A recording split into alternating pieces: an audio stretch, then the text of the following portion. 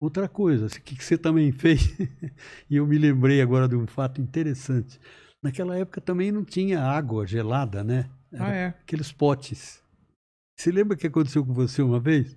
Você chegou na casa Ah, da você tá falando de... Era água para beber. filtro de Não, barro. era um filtro, não era filtro, não, era um pote. Só punha água lá para É, onde lá. eu fui pegar tinha Não, não, não. Você encheu a caneca, bebeu e jogou o resto Ah, lá é. dentro. É. Jogou o resto dentro do Não, pote. mas aqui um dia eu fui pegar e tinha um sapinho lá dentro, assim. Mas era assim a vida. Agora, era uma vida tranquila, não tinha violência, não tinha nada, mas não tinha segurança. Um dia eu estava na minha tia Linda, faz já uns 20, 30 anos, ela era viva, e ela começou a falar: ah, na minha época que era boa, tinha uma fartura. A Não lembra, fartura. né? Não, a fartura que a gente tinha, né? Falei, tia, só tem certeza que era melhor do que hoje? Porque nessas alturas eu já morava numa boa É. casa, com água encanada, com tudo, né? Não tinha fartura, né? Não Não, existia tinha fartura de comida, isso tinha. pra... Eles criavam porco, criavam Ah, você tá galinha, falando pra tinha eles. horta, todo mundo tinha horta em casa, tinha frutas, que você falou, muita fruta. Então é nisso, nessa parte aí. Agora, nós ainda passávamos dificuldade porque a gente não tinha casa própria, não podia criar animal nenhum, então era mais difícil, e era muita gente. Não plantava alguma coisa na casa? Ou não dá pra plantar? Não, não, onde eu morei nessa época, não. Não? Na verdade, com meus pais, nunca nós tivemos espaço para plantar nada. Não tinha quintal? Não, quintais pequenos, muito pequenos. E aí nós viemos para Santo André. Todo mundo. Todo mundo veio com a família. Na verdade, eu fiquei 3 meses lá porque meu pai mudou em abril. E eu estava estudando, então eu fiquei até junho, até terminar o primeiro semestre e depois vim. E como que vinha? Era ônibus, trem? Como que fazia? Olha, as primeiras vezes que eu vim, isso é interessante também. O meu pai era doido para vir. Antes de pensar em mudar, exatamente em 1958, logo depois de terminar a Copa do Mundo, meu pai veio para São Paulo visitar o irmão dele e me trouxe. Naquela época você tomava um trem, não tinha ônibus. Na década de 50 não existia ônibus de Penápolis para São Paulo, era só o trem. Não Não, existia? não existia linha de ônibus, era só trem. Então o trem saía de Penápolis, era a estrada de ferro noroeste. Era um trenzinho que eles chamavam de bitola estreita. Tinha bitola estreita e bitola larga, que era mais. A outra da noroeste ele vinha jogando assim, né? E se não me engano, tem 150 quilômetros por estrada, que é uma reta. Então a estrada de ferro devia dar uns 300, pelo menos, de Penápolis a Bauru. E levava 6 a 7 horas para fazer esse Caramba, trecho. só de Penápolis a Bauru. Curu. Aí a gente tinha que chegar em Bauru e trocar de trem. Esperava lá um tempo e pegava o trem da Paulista. Esse trem da Paulista vinha de Adamantina, que você andou uma vez. Andei, você me Te levou pra pus andar. numa fria É, danada. Então, e eu fui levar caminhão da é, Scania e voltamos de trem. Te falei, é uma maravilha, a gente vai comer e é, tal. Chegamos lá, viajamos de pé o tempo todo. exatamente. Então, mas aí chegava em Bauru, tomava esse trem e ia até a Estação da Luz. Aí da Estação da Luz você tomava o subúrbio, que já era esse de hoje, para ir para Santo André no meu tio. Eu vim com meu pai. Por coincidência, o dia que a gente estava aqui, a seleção brasileira de 58 estava chegando em São Paulo. E meu pai me levou no Pacaembu. A primeira vez entrei só para ver eles se apresentarem e tal. Para mim foi. Tá, fomos embora. Em janeiro, nas outras férias de 59, um ano depois, meu pai vai na estação, me põe no trem sozinho, Quantos com anos? 15 anos. Agora, imagine um jovem de 15 anos hoje e um de 15 anos lá em 1900. Caipirão. Caipira. Não, eu não digo que era caipirão porque eu sempre morei na cidade, eu conhecia as coisas, mas não tinha experiência nenhuma de viagem. E meu pai ainda me ensinou, falei, quando você chegar em Bauru, você viu como é que é, o trem fica na outra linha e tal, então você disfarça, não faz que você está viajando, estava só com a sacolinha assim. A hora que você perceber que está na hora do trem, aí você entra. Caramba. Que era sozinho, É, 14 para 15 anos. que doideira. E, e foi assim. antes de mudar. E depois é que nós mudamos e foi interessante outra coisa. Quando eu morava no interior, eu terminei o curso ginasial.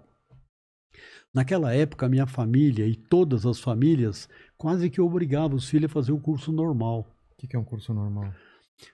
Na época a gente... Quer o lanche agora ou depois? Não, Tá depois.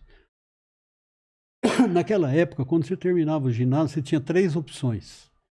Você podia fazer o curso normal, que chamava, que era professor primário. Você só podia dar aula no curso primário, infantil. Depois você tinha o curso científico, que era o curso de exatas, para médico, engenheiro, dentista, e era muito baseado em física, química. Eu sempre detestei essa matemática.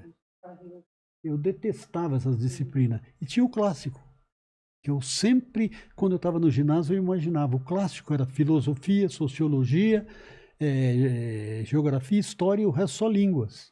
Até espanhol tinha. Inglês, francês, português, latim e espanhol. Quando eu cheguei, eu fiz esse primeiro ano em Penápolis, eu estudei o normal. Passei para o segundo ano, cheguei em Santo André e já fui trabalhar. Aí eu cheguei para meus pais e falei, agora eu vou fazer o curso que eu quero.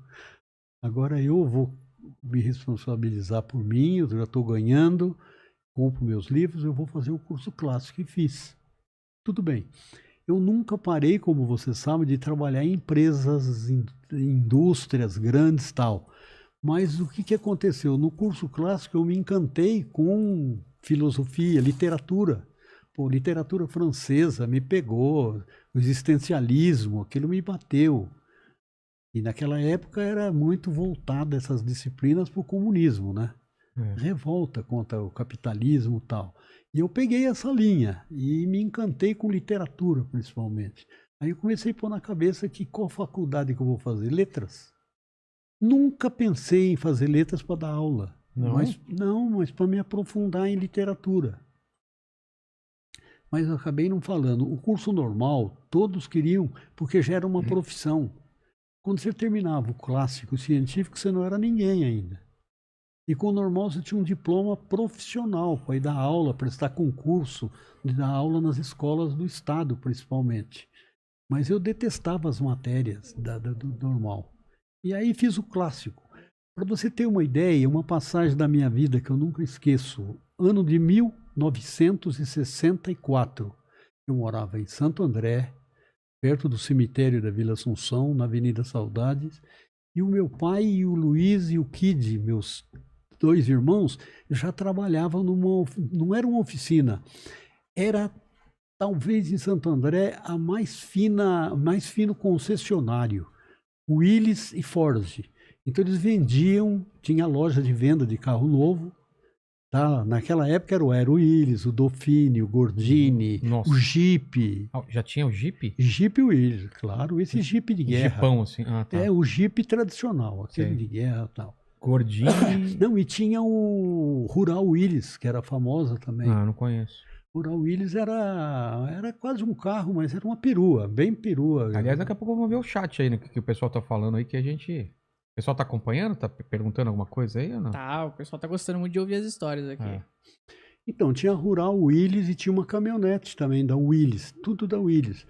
E o meu pai acabou me apresentando pro gerentão lá, pro diretor, e quando falou que eu estava cursando o clássico, curso clássico, 2º grau, porque naquela época, Rogério, ou a pessoa trabalhava ou ele estudava. Então eu não tive concorrência nunca quando eu vim do interior. Eu nunca tive concorrência porque tinha mais vagas oferecendo do que gente se candidatando. Gente com então, estudo para... A turma vinha do interior já ia direto para Pirelli. Em Santo André, Pirelli, Firestone, era uma empresa, aquela empresa de perfume, de laboratório, Rodia, Rodia Seta, Valizeri. Pô, mas tinha emprego para escolher. E outras pessoas não estudavam, então não tinha concorrência, eu já estava no clássico. Então eles me levaram, me ensinaram o trabalho e eu era uma espécie de um assistente técnico de hoje. Eu só não era assistente técnico porque eu não dirigia. Eu abria a ordem de serviço, escutava o que o cara tinha de defeito no carro, tá? passava para os mecânicos, o chefe da oficina, e depois fechava a conta também, fazia parte contábil da conta, cobrava tal. E inclusive ali é que eu aprendi a dirigir, tirei carteira nessa hora. Aí eu abria a ordem de serviço, já ia lá fora, pegava o carro do cara, punha para dentro, ia buscar quando estava pronto, tudo isso. Bom, em 64 eu entrei trabalhar nessa empresa. Eu trabalhava das 8 às 5h30. Aí, só que é o seguinte, foi o ano que eu servi o exército. Outro detalhe, na minha casa, 6 homens, o único que serviu o exército fui eu. E depois começou a ter muita gente, uma grande maioria foi dispensado, como você foi, todo mundo foi dispensado. Mas eu, na época, até fazia questão de fazer. Naquela época tinha muito disso, né, de patriotismo e tal. E eu fazia o tiro de guerra, que não era exército, né? Eu fazia o tiro de guerra das 6 da manhã às 8. O que acontecia? Eu saía de manhã de casa de bicicleta, que tinha uma bicicleta da fábrica que eu usava, ia de bicicleta para o tiro de guerra, de farda, já fardado, fazia os exercícios. Às 8 horas eu pegava a bicicleta e ia para Bralo, distribuidora de automóveis, e ia trabalhar. Meu pai levava roupa para mim. Para trocar. Para trocar. Aí eu tirava a farda, punha a roupa. E meu pai levava a farda para casa à tarde. Só que de lá, das 5h30, eu já ia para a escola. Tá. 64 foi o primeiro clássico, o primeiro ano clássico que eu fiz. Foi o ano que eu fui melhor na escola. Era o primeiro da classe, nos 3 anos eu fui o primeiro. Em Santo André. Do Américo Brasiliense em Santo André. E a partir daí eu tomei gosto pela disputa. A sua mãe se lembra. Quando eu fui fazer, mais para frente a gente vai falar do curso de administração que eu fiz na Exam-FEI. Pra você ter ideia, eu prestei o vestibular na Exam, e quando eu fui fazer a matrícula, a moça da secretaria falou: seu Gilberto, o senhor sabe que o senhor não vai pagar a mensalidade, né? Não é que o senhor passou em primeiro lugar e nós temos um negócio chamado Bolsa Mérito. O primeiro aluno do vestibular não paga o primeiro ano. Caramba. Eu falei, mas só o primeiro ano? Não, todo ano. Por exemplo, tem 3 primeiros anos. O primeiro aluno de todos, não é de cada classe. O primeiro aluno de todos não paga o segundo ano. Depois do segundo ano tem 2 para frente. O primeiro não paga. Eu não paguei nenhum ano. Caramba. Isso deu os 4 anos de graça e mais. Quando eu estava no 3º ano, o professor que é o meu forte hoje, técnica de administração, me convidou para ser assistente dele, para dar aula de reforço, porque estava mais fraco. Nessa época eu já tinha aquele puta cargo na Scania. E os meus amigos ficavam putos. Falaram, puta, você tem um puta salário, não paga a faculdade e ainda ganha. Caramba.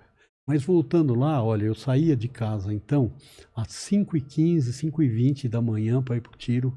Do tiro eu ia pro trabalho, saía às 5h30, comia um lanche, ia para a escola, saía 10h45, 10 para as 11.